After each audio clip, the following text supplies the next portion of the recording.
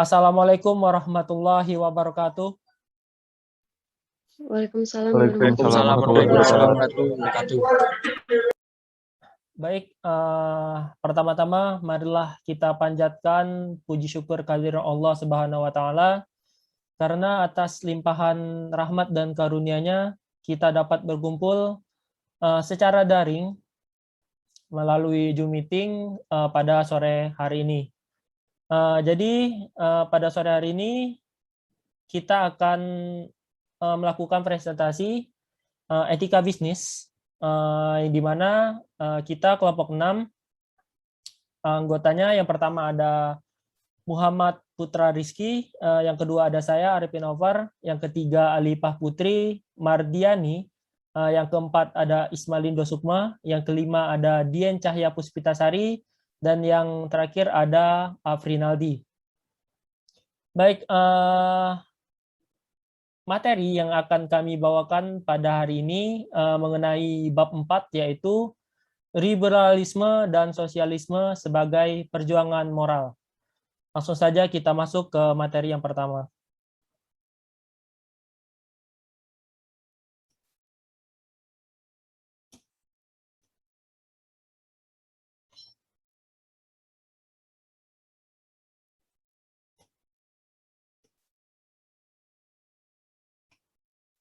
Ya, baik. Yang pertama di sini ada tinjauan historis, di mana materi yang akan dibahas dari tinjauan historis ini ada pembahasan dari tokoh-tokoh. Yang pertama ada John Locke dengan teori milik pribadi, kemudian ada Adam Smith dengan teori pasar bebas, dan kemudian Marxisme dan kritiknya atas teori milik. Lanjut, kemudian materi yang pertama ada John Locke. Di sini John Locke merupakan seorang filsuf Inggris yang banyak mendalami masalah-masalah sosial politik. Secara umum diakui sebagai orang yang pertama kali mendasarkan teori liberalisme tentang milik. Kemudian menurut John Locke, manusia mempunyai 3 hak kodrat atau natural right.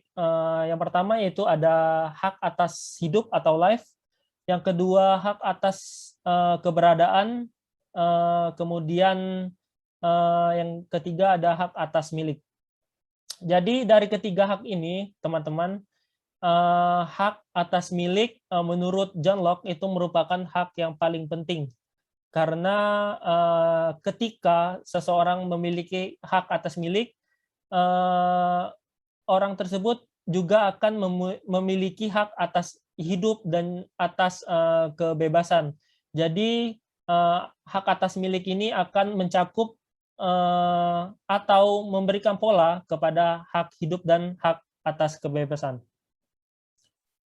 Baik, kemudian hak atas milik ini bertolak dari semacam komunisme. Tuhan telah menyerahkan dunia kepada semua manusia bersama-sama. Pada saat itu belum ada satu orang pun yang menyebut sesuatu sebagai miliknya sendiri. Bagaimana dari keadaan awal itu bisa timbul milik pribadi? Menurut John Locke, mereka karena pekerjaan. Setiap manusia adalah tuan serta penguasa penuh atas kepribadiannya, atas tubuhnya, dan atas tenaga kerja yang berasal dari tubuhnya. Dengan menambahkan pekerjaan, manusia membuat sesuatu menjadi miliknya sendiri. Nah, jadi dari pernyataan ini yang perlu digarisbawahi adalah kata-kata yang terakhir, dengan menambahkan pekerjaan, manusia membuat sesuatu menjadi milik diri sendiri. Nah, jadi membuat sesuatu, melakukan pekerjaan, lalu dengan melakukan pekerjaan tersebut sesuatu akan menjadi milik diri sendiri.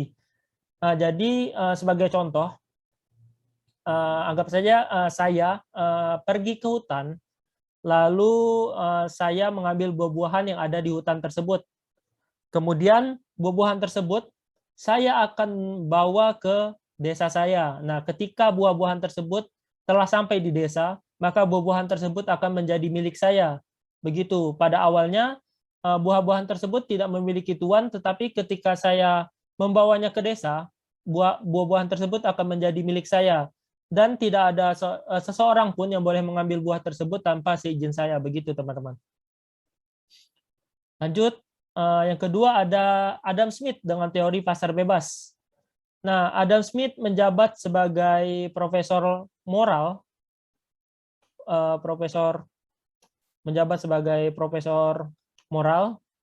filosofi di Universitas Glasgow sampai tahun 1764. Ketika ia menerima tugas sebagai guru pribadi untuk keluarga bangsawan yang kaya raya, dan ia mendapatkan rekan kerja yang bersama James Watt yang kita kenal sebagai penemu mesin uap. Nah, di sini ada buku Adam Smith tentang etika. Yang pertama ada The Theory of Moral Sentiment yang ditulis pada tahun 1757. Dan yang kedua ada An Inquiry into the Nature and Cause of the Will of Nation yang ditulis pada tahun 1776.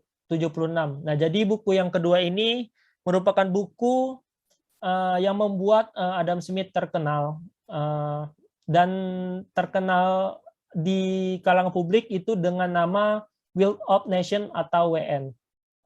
Kemudian dalam buku tersebut Smith berpendapat bahwa dengan memberikan setiap orang kebebasan untuk memproduksi dan menukar barang sesuka hati atau perdagangan bebas, serta membuka pasar hingga kompetisi domestik dan asing, kepentingan pribadi manusia akan meningkatkan kesejahteraan yang lebih besar daripada dengan peraturan pemerintah yang ketat.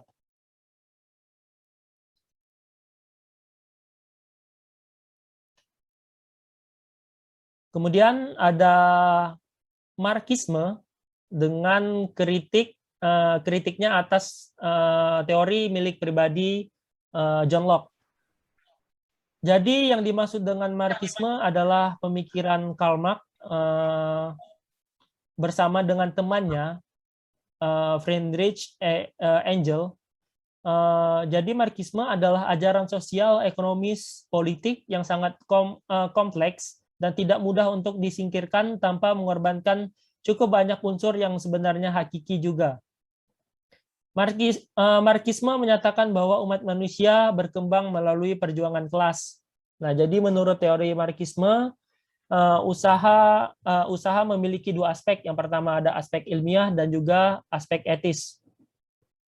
Di sini aspek ilmiah itu ilmu pengetahuan selalu berbicara tentang hukum tetap, dan atas dasar-dasar hukum itu dapat dilakukan prediksi. Artinya kita dapat meramalkan apa yang akan terjadi jika beberapa syarat terpenuhi. Misalnya para ahli astronomi atau fisika dapat membuat prediksi atas dasar-dasar hukum alam.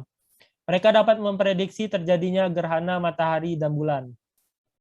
Jadi bagi Marx dan Engels, hukum-hukum ilmiah yang mereka rumuskan adalah hukum-hukum sejarah. Nah, jadi atas dasar hukum tersebut mereka berpretensi juga dapat memprediksi perkembangan masyarakat yang akan datang.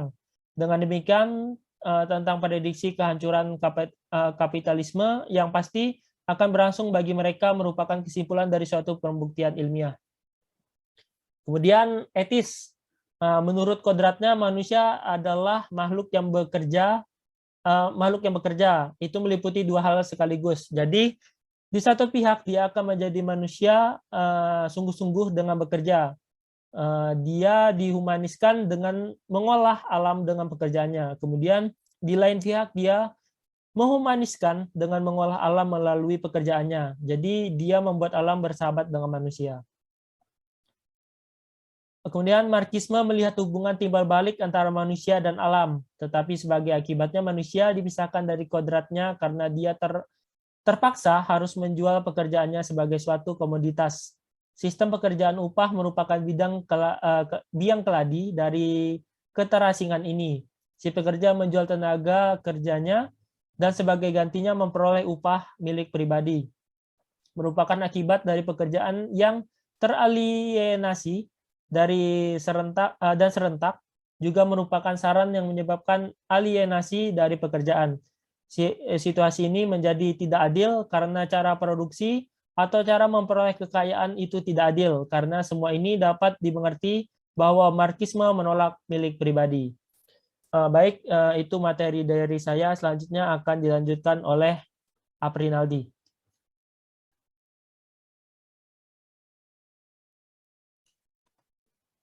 Baiklah, sini saya akan melanjutkan materi dari Arifin. Tunggu sebentar.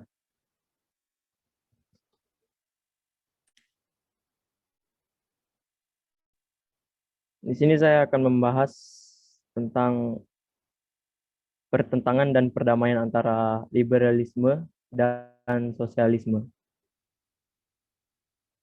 Yang mana sebelumnya dapat disingkatkan dalam keadaan bidang dan ekonomi, yang mana yaitu pada abad ke-19 dan abad ke-20. Perjuangan antara ideologi tersebut, yang mana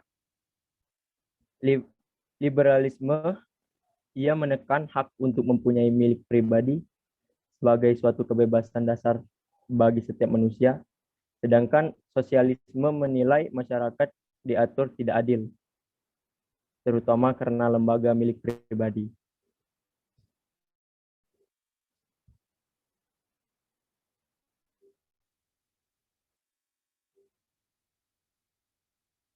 Saya akan bahas satu persatu ya, tunggu sebentar. Yang pertama yaitu liberalisme. Liberalisme ini pemikirannya adalah tekanan kepada kebebasan individual, yang mana menurut pandangan klasik liberalisme yang mana dilukiskan sebagai night watch state, negara jaga malam, yang mana ya karena negara harus membatasi diri pada perlindungan dan pengamanan para warga negara.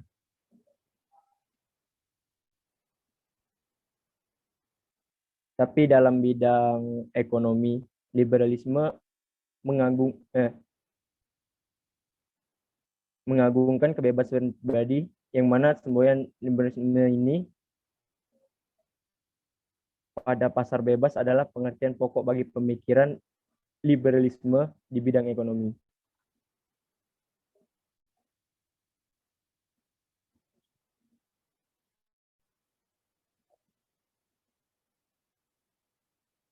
Yang mana dia menyerahkan semua kepada daya-daya pasar akan tercipta keseimbangan sosial ekonomi yang paling bagus.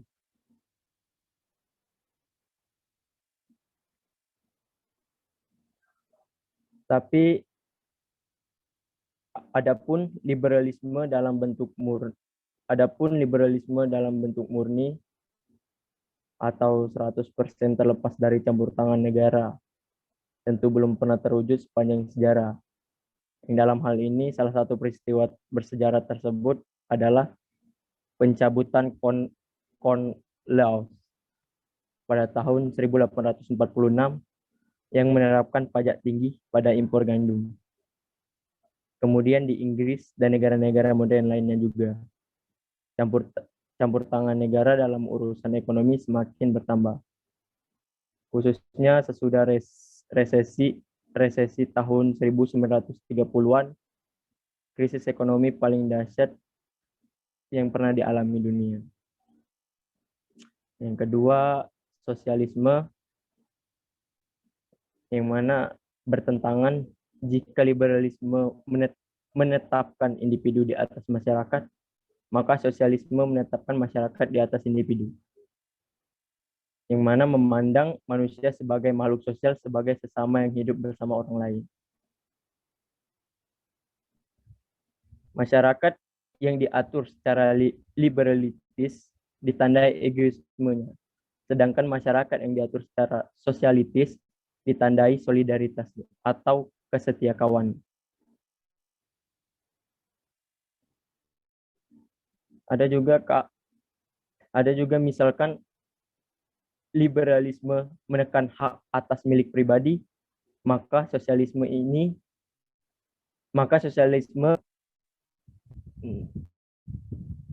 ingin mengatur lembaga milik sedemikian rupa sehingga dapat dinikmati oleh seluruh masyarakat. Tapi tidak hanya itu, sosialisme ini dapat terbagi menjadi dua, yaitu yang pertama sosialisme komunitis. Sosialisme komunitis ini adalah menolak milik pribadi. Menurut mereka, milik harus menjadi milik bersama atau milik kolektif. Tetapi sebagaimana telah diketahui, Karl Marx menolak segala bentuk milik pribadi. Marx beserta pengikutnya membedakan antara pemilik barang konsumsi dan pemilik barang saran produksi. Komunisme tidak berkeberatan dalam pemikiran secara pribadi barang-barang konsumsi. Yang kedua yaitu sosialisme demokratis. Sosialisme demokratis ini juga menetapkan masyarakat di atas individu, tetapi berbeda dengan komunisme. Mereka tidak bersedia mengorbankan sistem pemerintahan yang demokratis yang mereka anggap sebagai sebuah perolehan modern yang sangat berharga. Oleh karena itu, mereka ingin mewujudkan cita-cita sosialitis melalui jalan demokratis. Penjelasan dari Marx dan Engels pernah menyerukan kaum buruh sedunia bersatulah, maka dengan mereka terjun ke dunia politik dengan mendirikan partai sosial yang tulang punggungnya serikat buruh.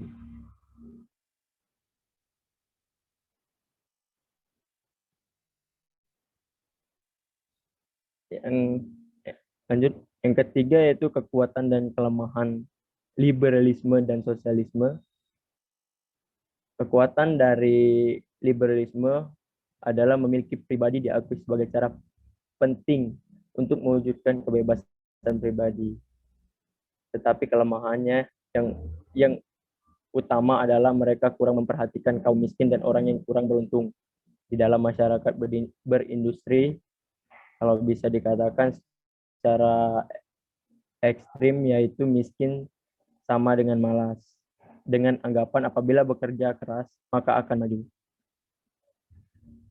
Yang kedua, sosialisme. Kekuatan sosialisme adalah mereka menemukan dimensi individualisme dari milik masyarakat. Milik selalu mempunyai fungsi sosial dan tidak boleh dibatasi pada kepentingan pribadi aja.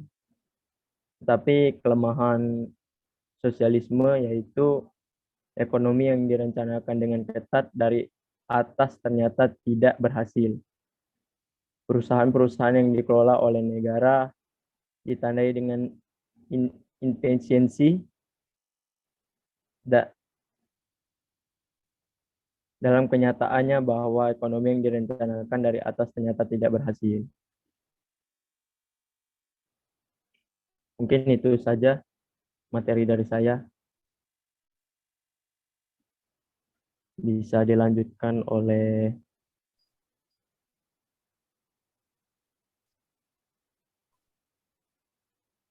Mas Ismalindo. Oke, baik, Mas. Terima kasih, Mas Aprinaldi. Saya akan melanjutkan materi yang keempat, yaitu menuju perdamaian. Liberalisme dan sosialisme dapat dilihat sebagai dua ideologi antagonis yang berjuang merebut hegemoni di panggung politik ekonomi selama kira-kira 1,5 abad. Saat pergantian abad, sekarang kita menyaksikan suatu sistem paradoksial, Liberalisme dan sosialisme dua-duanya gagal dan serentak juga berhasil. Dua-duanya kalah dan serentak juga menang.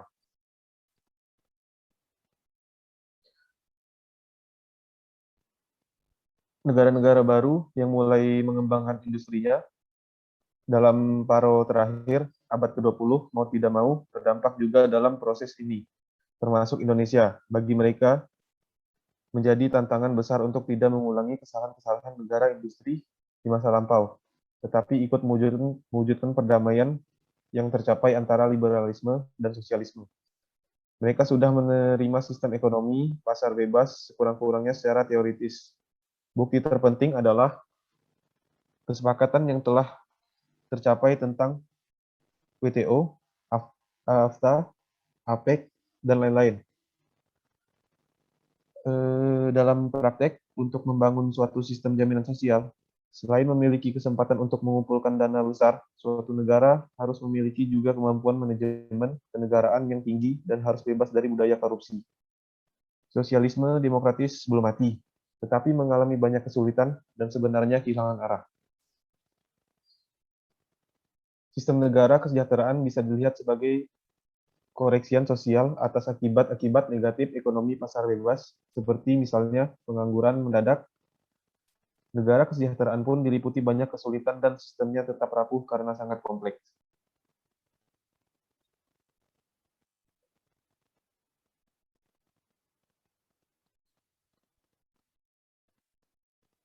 Di antara kesulitan-kesulitan yang merongrong negara kesejahteraan modern secara khusus dapat disebut yang berikut ini. Dalam negara kesejahteraan, tanggung jawab pribadi para warga negara banyak berkurang. Semuanya ditanggung oleh negara, mengapa orang harus memikirkan lagi masa depannya? Kalau dulu orang rajin menabung untuk kesejahteraannya, di saat sudah tua nanti, sekarang hal itu tidak dirasakan perlu lagi. Jika mencapai umur tua, pasti sudah tersedia jaminan hari tua oleh negara. Kedua, dengan adanya negara kesejahteraan, solidaritas tradisional hilang dalam negara kesejahteraan. Yang dimaksud adalah solidaritas antara saudara, tetangga, masyarakat, sekampung, dan sebagainya.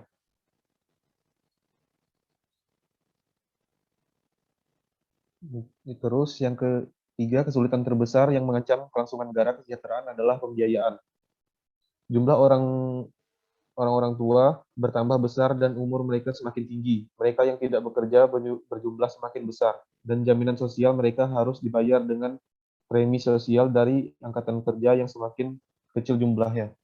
Terus yang keempat, ada kelemahan lain adalah bahwa sistem negara kesejahteraan mudah disalahgunakan. Banyak karyawan pura-pura sakit dan gaji mereka dibayar terus-terus. Kalau menganggur, banyak orang memilih terus menerima tunjangan menganggur daripada mencari pekerjaan baru. Ya, saya rasa itu saja yang materi yang saya bacakan. Selanjutnya akan dilanjutkan oleh Mas Rizky. Baik, sebelumnya Assalamualaikum warahmatullahi wabarakatuh. Di sini saya akan melanjutkan materi dari Ismalindo, yaitu kapitalisme dan demokratisasi. Kapitalisme di sini kita mengartikannya sebagai praktek ekonomi, bukan merupakan suatu teori. Kapitalisme atau kapital adalah suatu paham yang meyakini bahwa pemilik modal biasa melakukan usaha untuk meraih keuntungan sebesar-besarnya. Dalam prinsip tersebut, maka pemerintahan tidak dapat melakukan investasi pasar guna keuntungan bersama, tapi investasi pemerintahan dilakukan secara besar-besaran untuk kepentingan pribadi. Lanjut, Mas. Liberalisme atau liberal adalah sebuah ideologi, pandangan filsafat, dan tradisi politik yang didasarkan pada pemahaman bahwa kebebasan adalah nilai politik yang utama. Di sini liberalisme adalah sebagai ideologi di belakang kapitalisme. Sedangkan motor penggerak bagi sistem kapitalisme adalah akumulasi kapital. Melalui cara produksi industri, modal dimanfaatkan untuk memperoleh laba sebesar-besarnya yang kemudian diinvestasikan kembali dalam suatu usaha produktif sehingga dapat menghasilkan kekayaan yang lebih besar. Lanjut, Mas. Secara demokrasi, praktek kapitalisme merugikan kelompok buruh karena cenderung tidak memberikan kesejahteraan kepada buruh dan pembayaran gaji rendah ini merupakan cerminan rendahnya demokrasi dalam bisnis. Hak para buruh cenderung tidak diperhatikan karena kapitalis mengutamakan penekanan biaya proses produksi rendah agar keuntungan bisnis dapat diperoleh maksimal. Mungkin sekian materi dari saya. Selanjutnya akan dijelaskan oleh Mbak Dian.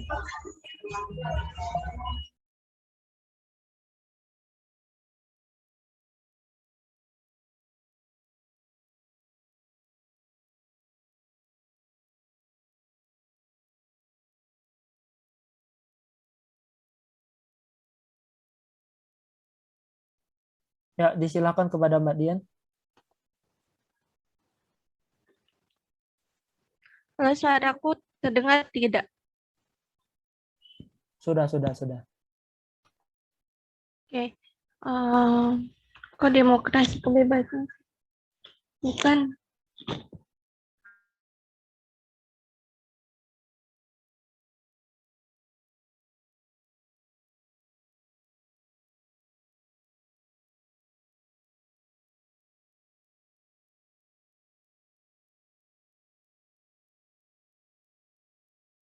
Baik, di sini saya akan menjelaskan tentang etika pasar bebas. Menurut David Gardner mengungkapkan pendapat bahwa pasar sempurna tidak membutuhkan moralitas. Maksudnya apa? Di sini ada beberapa poin yang untuk menggambarkan maksud dari David Gardner ini. Yang pertama, dengan pasar sempurna, pasar di mana kompetisi berjalan dengan sempurna. Terus poin selanjutnya, situasi yang tidak dibutuhkan di tengah rambu-rambu moral. Karena kepentingan pribadi masih orang mengejarkan kepentingan diri sendiri yang selalu sejalan dengan kepentingan orang lain.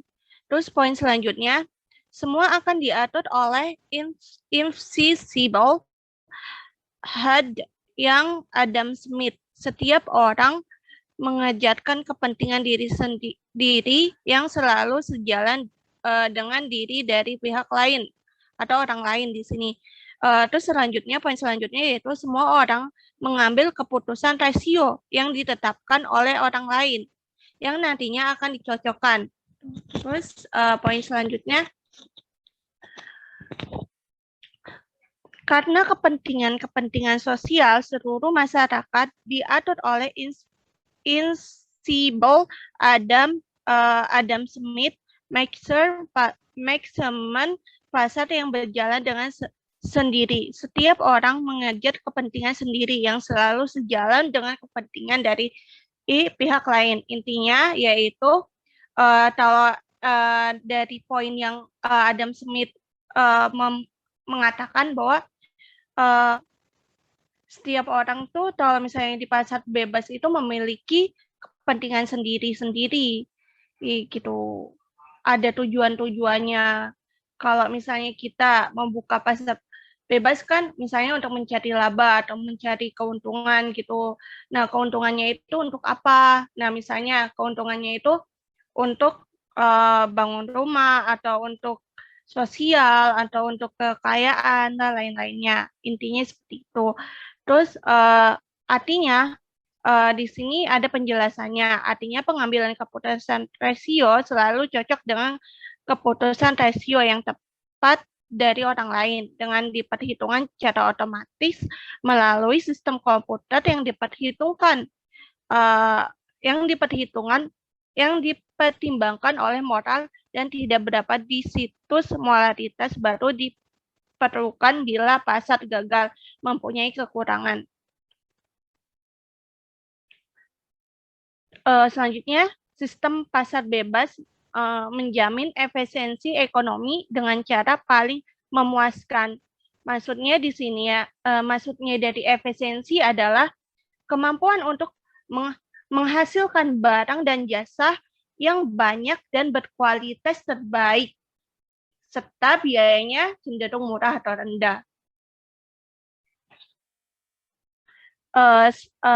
Selanjutnya yaitu pentingnya etika pasar bebas. Kenapa sih etika pasar bebas itu penting?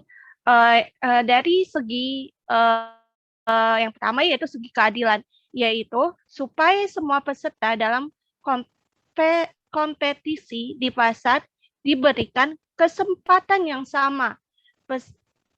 Peran etika yang cukup dibicarakan ketika mempelajari aspek-aspek negatif dari liabilities kapitalisme. Artinya di sini, kalau misalnya kalian menangkap, pokoknya kita tuh diberikan kesempatan yang sama untuk menjalankan pasar bebas ini, contohnya. Tapi tidak semua itu sama. Contohnya pemenang tender hanya bisa satu orang, satu perusahaan. Tetapi dunia bisnis tidak selalu demikian.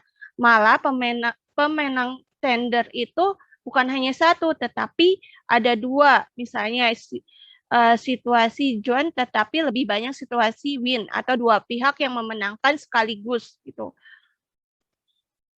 Selanjutnya, poin kedua yaitu jaminan kompensasi berjalan dengan baik dari sudut moral. Moral yaitu sebagaimana lazimnya ketika tuntutan moral dengan rumuskan dengan cara positif dan negatif. Secara positif, kompetensi orang tidak boleh mengurangi orang lain. Misalnya, di sini ada contoh kasus ya, pada awal 1960 abad, negara Eropa seperti Jerman Barat dan Belanda tidak bisa mempertahankan banyak industri konveksi pakaian dan sepatu karena Italia memproduksi barang lebih murah, melebihi gaji di sana lebih rendah. Sesudah kira-kira 10 tahun industri konveksi dan sepatu banyak dipindah di negara Asia. Sesudah tembok Berlin roboh di beberapa negara Eropa, prospek lebih baik sehingga dipindahkan ke sana atau dipindahkan ke negara Asia. Dimainkan pasar bebas mengakibatkan bahwa pembisnis tidak pernah tenang, selalu siap menghadapi perubahan.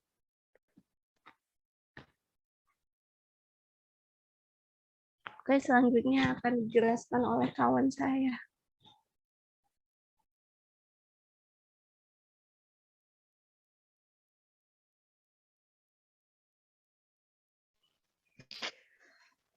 Baik, di sini saya akan menjelaskan mengenai masalah etika sekitar krisis perbankan. Permulaan krisis. Etika perbankan ini timbul karena terjadinya krisis besar di Amerika pada 2008 yang kemudian dalam waktu singkat menyebar ke seluruh dunia. Krisis ini pertama kali terasa dengan kebangkrutan Bank Lehman Brothers pada 15 September 2008. Kejadian ini sama sekali tidak terduga akan terjadi. Nah, dalam yang waktu singkat, dua institusi finansial yang menyediakan kredit pemilikan rumah atau KPR, Freddie Mae dan Fannie Mae, mengalami kesulitan yang besar, sehingga uang mereka diambil oleh pemerintah Amerika. Tidak hanya itu, pemerintah Amerika juga menyelamatkan perusahaan terbesar lainnya, yaitu AIG. Nah, setelah krisis ini semakin meluas dan semakin terasa, para ahli ekonomi kemudian meneliti sebabnya. Rupanya sebab utamanya adalah perubahan besar yang terjadi di perbankan selama beberapa dekade. Next, Mas. Nah, sini mengapa krisis ini sampai terjadi? Nah, sejak pertama kali bank didirikan di Italia, ketika sistem keuangan modern sudah terbentuk, bank memiliki beberapa fungsi. Di antaranya, yang pertama yaitu bank menjadi perantara dalam melakukan pembayaran atas nama nasabah kepada pihak lain. Yang kedua, bank membuka kesempatan untuk menyimpan uang yang tidak dibutuhkan untuk konsumsi pemiliknya dengan aman. Yang ketiga, uang yang terkumpul dari nasabah yang menabung kemudian diputar untuk dibijakkan lagi kepada orang yang memerlukan dana. Yang keempat, bank menanggung resiko yang terkandung dalam kegiatan menyimpan dan meminjamkan uang tersebut. Jadi, bank ini menanggung resiko atas nasabah yang menyimpan uangnya yang kemudian nanti dipinjamkan kepada pihak lain. Next, Mas. Baik.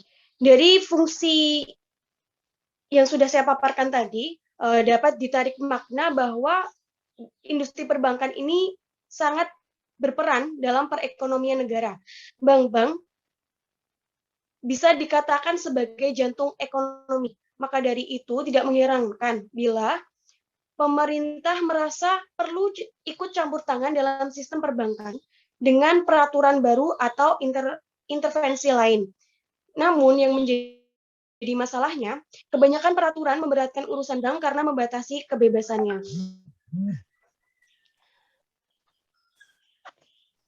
Kemudian pada tahun 1990 terjadi kehancuran komunisme, kepercayaan dunia pada sistem ekonomi pasar bebas bertambah besar yang kemudian dilakukan deregulasi pada industri perbankan. Akibat dari deregulasi tersebut terjadi perubahan besar pada dunia perbankan tradisional. Perubahan ini dipandang agak skeptis oleh masyarakat mengenai manfaat dan mutunya.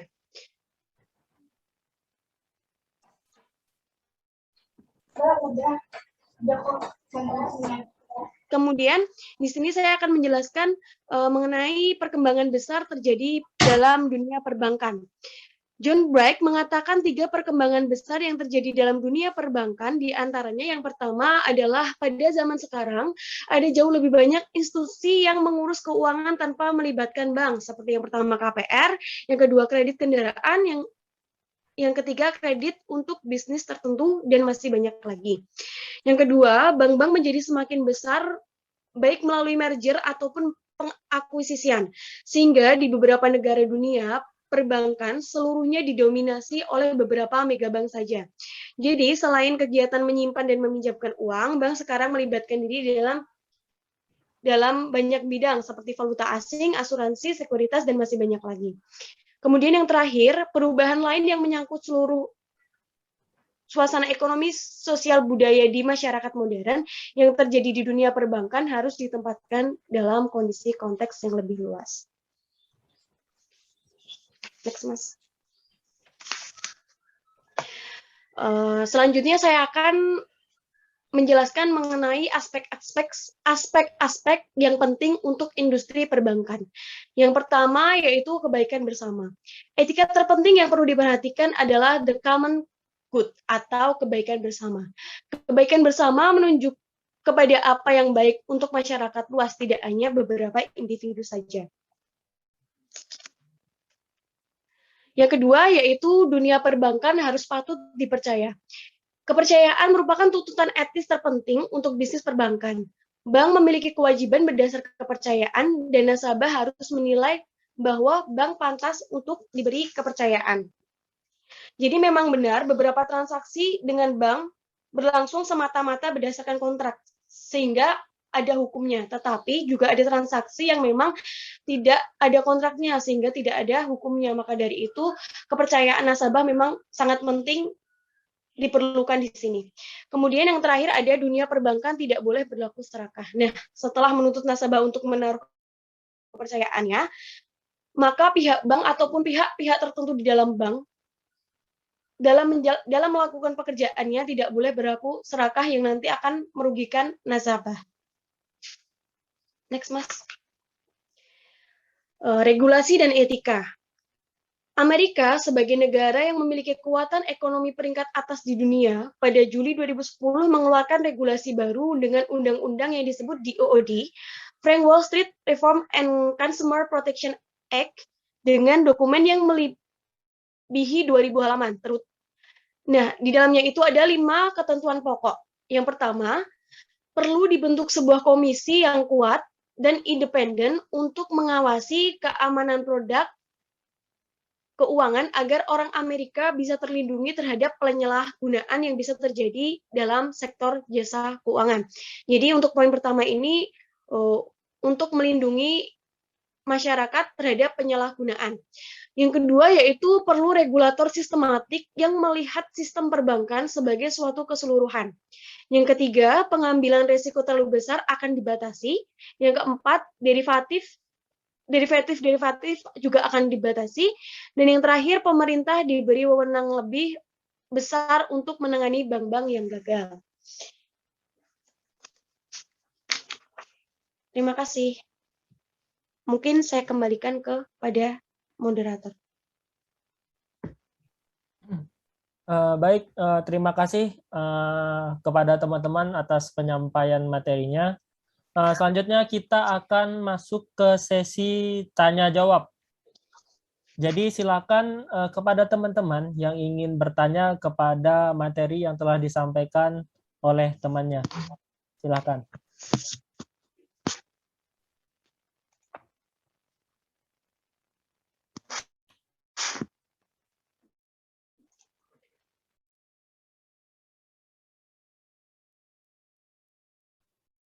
Silakan teman-teman yang ingin bertanya. Saya ingin bertanya, Mas. Maaf. Ya, silakan. Kepada Mas Rizky. Iya, Mbak. Jadi demokratis dalam ekonomi yang dijalankan secara kapitalis di negara-negara berat kan merupakan suatu fenomena yang sangat menarik. Nah, bisa diberikan contohnya? Mungkin tadi belum diberikan contohnya, nih. Jadi mungkin saya Iya, baik, Mbak. minta untuk dicontohkan.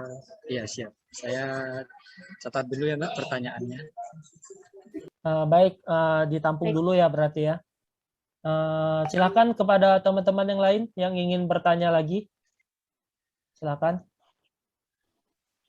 Ya, saya ingin bertanya kepada Mbak Alifah. Ya, silakan Mas. Baik. Untuk menangani kehancuran komunisme, kepercayaan dilakukan deregulasi. Mungkin bisa jelaskan mengenai deregulasi tersebut seperti apa? Terima kasih. Deregulasi. Baik, Mas. Untuk pertanyaannya saya simpan terlebih dahulu, ya. Baik. Ya. Silakan teman-teman yang lain. Silakan bertanya kepada temannya.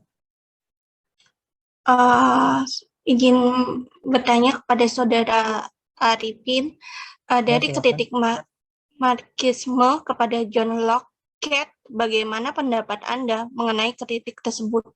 Yang mau bertanya. Baik, terima kasih Mbak Dian atas pertanyaannya. Saya tampung terlebih dahulu. Silakan kepada teman-teman yang lain yang ingin bertanya lagi.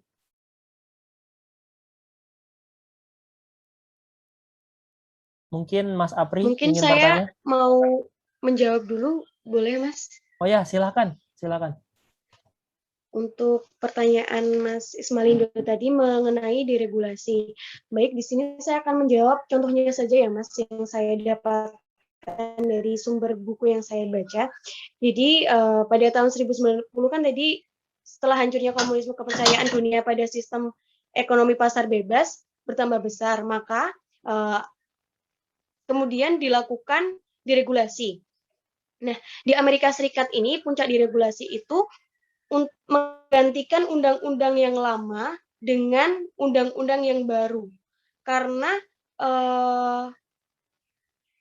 di undang-undang yang lama yang sudah disahkan itu antara tujuan undang-undang dengan relate dengan keadaan yang ada itu tidak relate. Jadi undang-undang yang disahkan itu ternyata tujuannya tidak capai. Maka dari itu dibentuk dengan undang-undang yang baru. Seperti itu, Mas. Bagaimana, Mas Edo?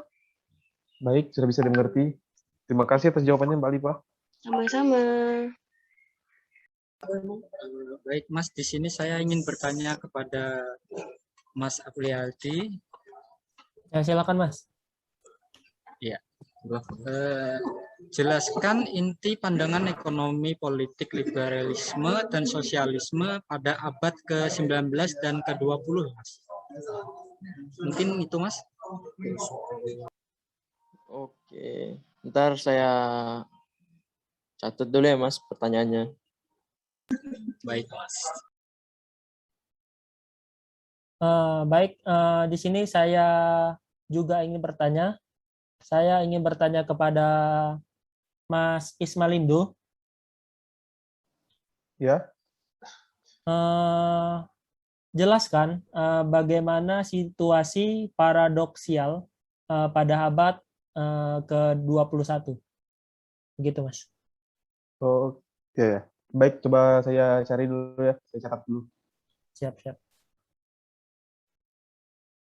Baik, untuk teman-teman yang lain, mungkin ada yang ingin bertanya atau ingin menjawab pertanyaan dari teman-temannya, dipersilakan.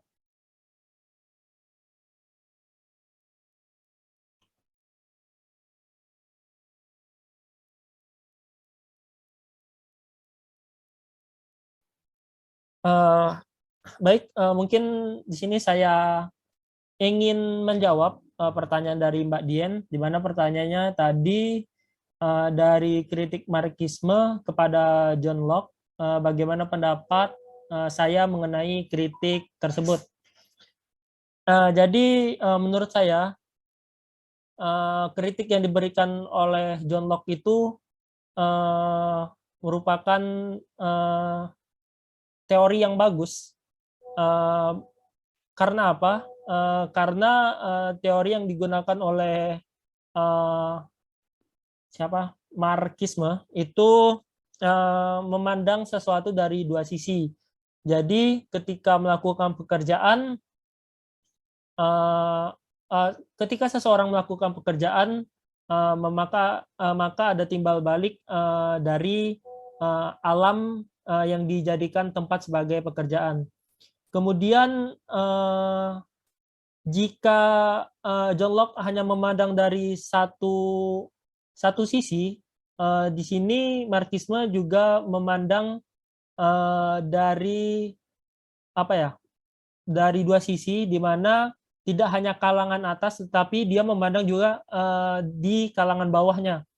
Seperti halnya sebagai contoh buruh, di mana buruh ketika melakukan pekerjaan, maka barang atau sesuatu yang dia kerjakan tersebut tidak menjadi milik dia sendiri, tetapi barang tersebut hanya akan menjadi pemilik dari barang tersebut. Mereka hanya akan mendapatkan upah dari hasil pekerjaan mereka. Begitu. Jadi menurut saya kritik yang diberikan oleh Marxisme itu sangat bagus. Begitu, Mbak Dian. Bagaimana? Apakah bisa dipahami? Terima kasih, Mas Arifin. Ya, sama-sama. Silakan kepada teman-teman yang lain yang ingin bertanya atau menjawab, silakan. Maaf, saya ingin bertanya kepada Mbak Dian. Ya, silakan. Bagaimana menurut saudari, apakah di dalam negara ini pemerintah sudah mewujudkan etika pasar bebas? Dan kira apa yang akan terjadi ketika etika pasar tidak diterapkan? Mungkin itu saja, Mas. Terima kasih. Bagaimana Mbak Dian atas pertanyaannya? Apa bisa didengar? Sudah jelas, langsung dijawab atau bagaimana? Ya, kalau mau langsung jawab, silahkan Mbak Dian. Ya, boleh.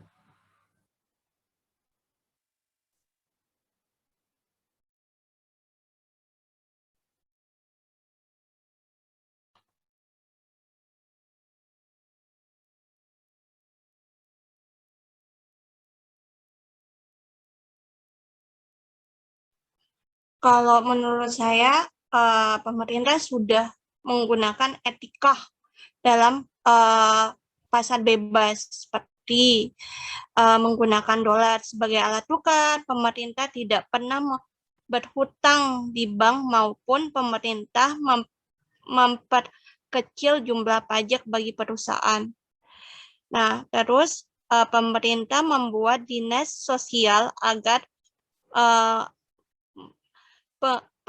pengaruh dapat membantu ekspor. Jadi kalau menurut saya pemerintah sudah menerapkan etika terhadap pasar bebasnya dengan cara yaitu menggunakan uang dolar sebagai alat tukar, terus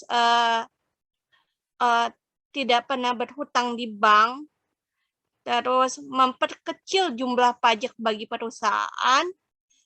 Selanjutnya pemerintah juga membuat dinas sosial agar pengguna dapat membantu ekspor, agar bisa membantu ekspor negara ini gitu. Terus selanjutnya apa sih dampak negatifnya jika etika ini tidak diterapkan? Yaitu di sini saya akan menjelaskan 3 poin saja. Yang pertama yaitu meningkatkan kualitas produk dalam negeri. Terus hambatan perdagangan cenderung berkurang, bahkan menjadi tidak ada. Yang ketiga yaitu meningkatkan ekspor sehingga meningkatkan pendapatan nasional. Sorry, yang tadi dampak positifnya bisa diulang? Silakan Mbak, lanjutkan. Oke, yang tadi maaf salah baca.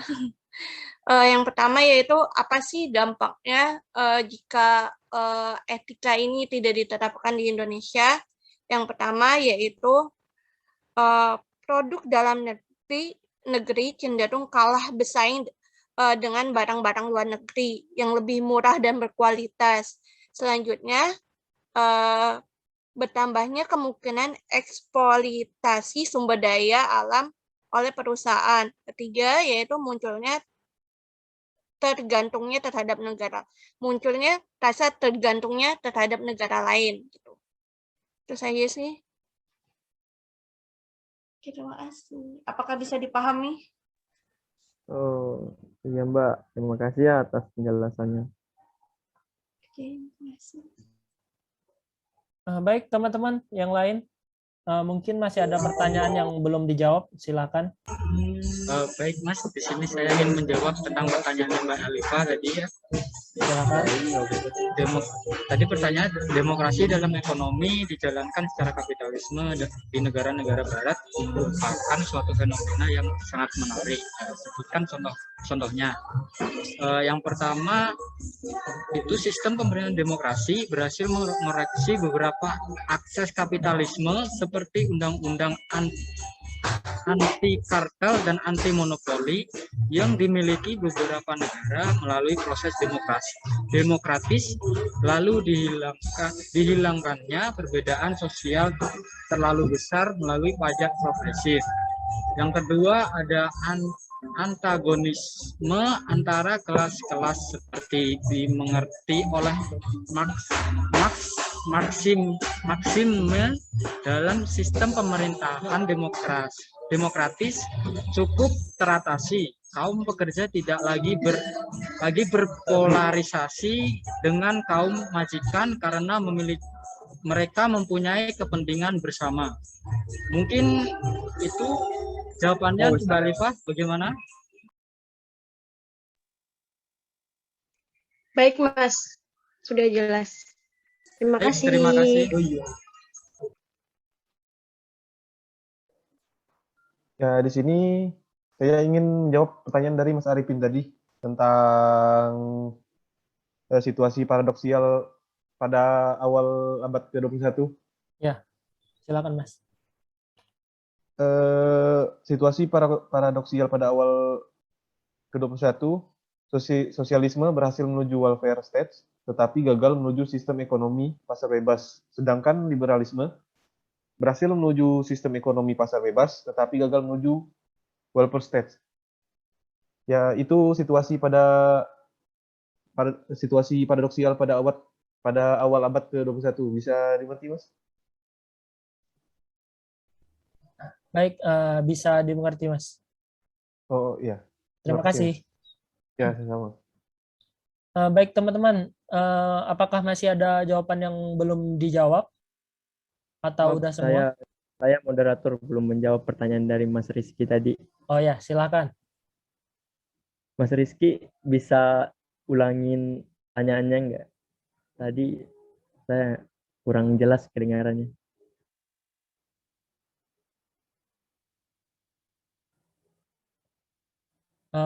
Mas Rizky, Baik Mas, saya jelaskan lagi tadi untuk pertanyaannya. Jelaskan inti pandangan ekonomi liberalisme dan sosialisme pada abad ke-19 dan ke-20. Oh, oke, baiklah. Di sini saya akan menjawab pertanyaan dari Mas Rizky, yang mana keadaan ekonomi dan politik selama abad ke-19 dan 20 ya, Mas. Yang mana yaitu yang pertama intinya liberalisme menekan hak untuk mempunyai milik pribadi sebagai suatu kebebasan dasar bagi setiap manusia. Dan sedangkan sosialisme ia menilai masyarakat diatur tidak adil, terutama karena lembaga milik pribadi masing-masing. Mungkin itu saja Mas jawabannya. Gimana, apa bisa dimengerti? Baik Mas, bisa dimengerti. Terima kasih Mas atas jawabannya. Oke, siap Mas Rizky. baik. Mungkin bisa balik ke moderator. Ya, terima kasih Mas Aprinaldi. Mungkin semua pertanyaan sudah terjawab ya.